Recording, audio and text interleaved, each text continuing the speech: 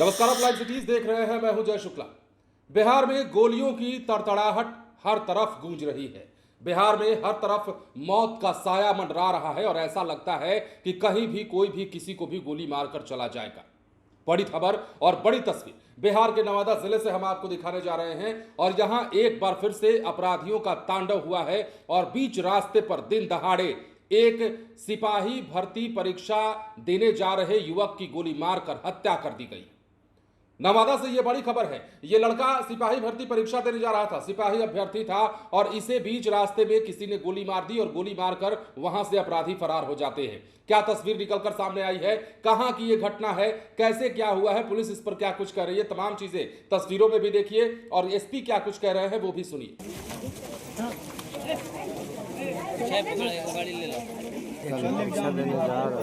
अरे जाइए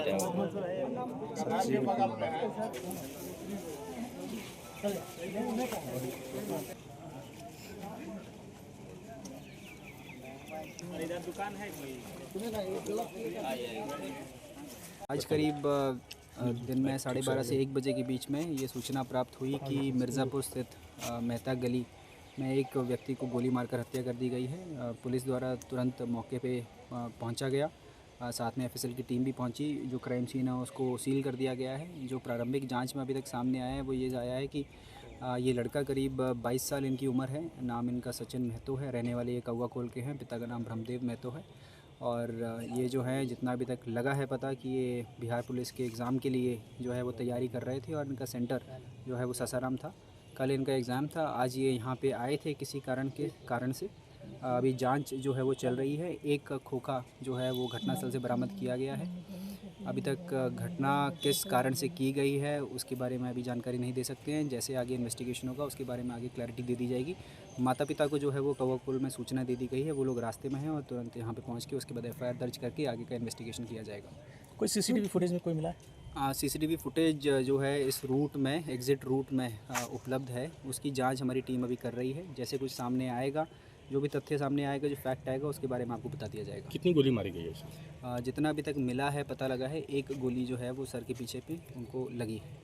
तो जैसा कि आपने देखा और सुना है, खबर नवादा जिले की है और नवादा में नगर थाना क्षेत्र के मिर्जापुर स्थित पवन मैरिज हॉल के पास एक युवक की गोली मारकर हत्या कर दी गई है। मृतक की पहचान सचिन कुमार के रूप में हुई है। वो कौवा कोल प्रखंड के महापुर गांव निवासी ब्रह्मदेव महतो का पुत्र बताया जा रहा है। घटना के समय सचिन सिपाही भर्ती परीक्षा के लिए सासाराम जा रहा था। जब वो मिर्जापुर इलाके से गुजर रहा था तभी बदमाशों ने उस पर गोली चला दी। सूचना मिलते ही पुलिस मौके पर पहुंची। एसपी अभिनव धीमान, सदर डीएसपी हुलास कुमार ने एक खोखा भी मौके से बरामद किया है। पुलिस अभी तक हत्या के कारणों का पता नहीं लगा पाई है। मृतक के परिवार को घटना की जानकारी दे दी गई है और घटनास्थल पर नवादा नगर थाना और पुलिस पदाधिकारी जो है वो पहुंचे। इसके बाद मामले की जांच शुरू कर दी गई। तो समझिए बिहार में क्या हो रहा है। कहीं भी कोई भी किसी को भी गोली मार देता है और ऐसा लगता है कि बिहार अब जंगल हो चुका है।